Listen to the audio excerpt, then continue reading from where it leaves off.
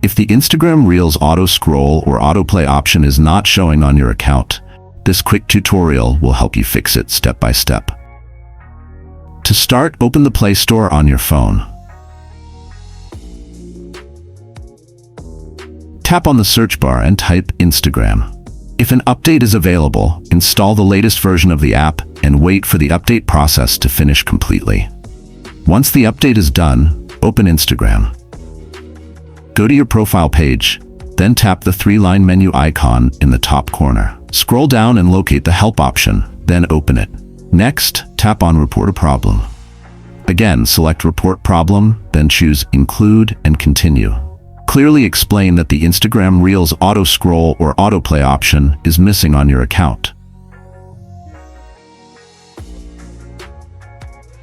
After describing the issue, tap Send.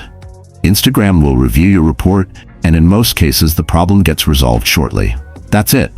Thanks for watching, and stay connected for more helpful updates.